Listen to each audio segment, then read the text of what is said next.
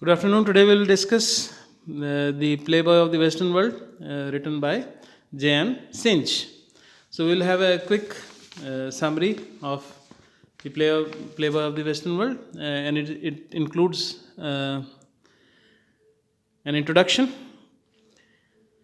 In a short preface to his play, J.M. Sinch focuses almost entirely on his appreciation for and use of genuine Irish village speak. So, we can assume that J.M. Sinch was an Irish playwright and he used to select Irish village speak language actually spoken by villages, that is the conversational language which is spoken in Ireland, for his plays.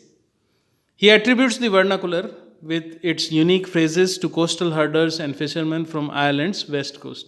So he was particularly admiring the language spoken by fishermen and other people who belong to the west coast of Ireland, and to ballet singers and beggars from the east coast. And when he chose his language from the eastern coast, he preferred ballet singers and beggars.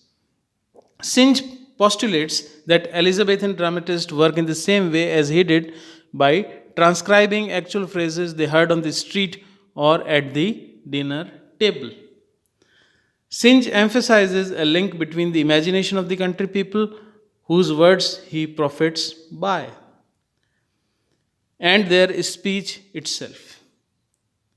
I quote, rich and living. So he preferred the actual language spoken by the Irish people, and he chose his language from variety of people, and all the language he used in his works, he heard that language personally when he was out on the street or dining in a restaurant.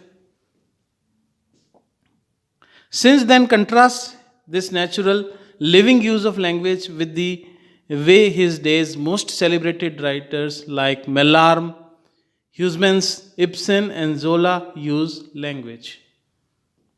Mallarme and Huysmans rely on forms that are abstracted from the common interest of life. These two writers, Mallarme was a French writer, such as sonnets or prose poems, while Ibsen and Zola cleave to a description of reality that is joyless and pallid.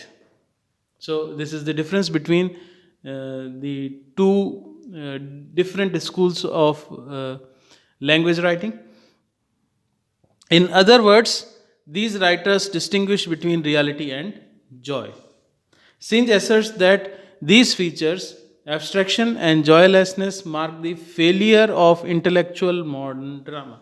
So he criticized it, and he found that abstraction and joylessness is the failure of intellectual modern drama. So he was in some way against intellectualism. So he always emphasized what is non intellectual and more commonplace.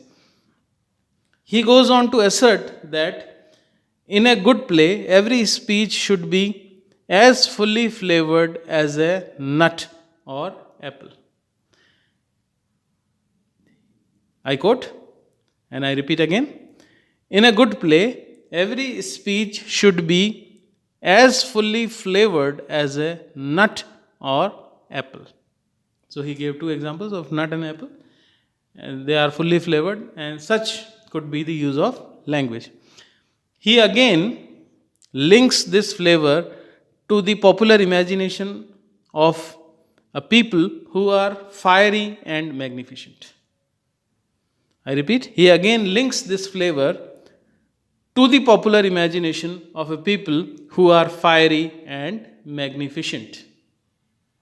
Essentially, Sinch credits rural Ireland for providing such people.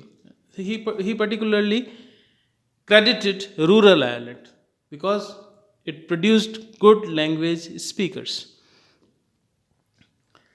and further credits himself for having the presence of mind and poetic vision to recognize them for their value.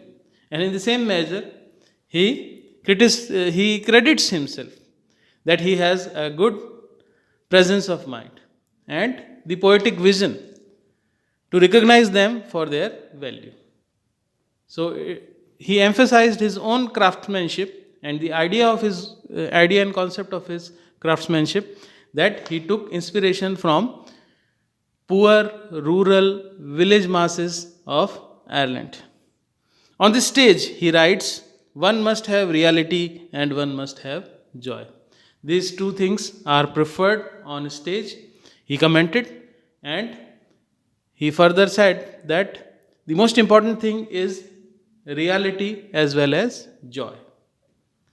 So, we will finish with the introduction of the Playboy of the Western World, and we will continue to analyze it in our next video. Thanks for watching.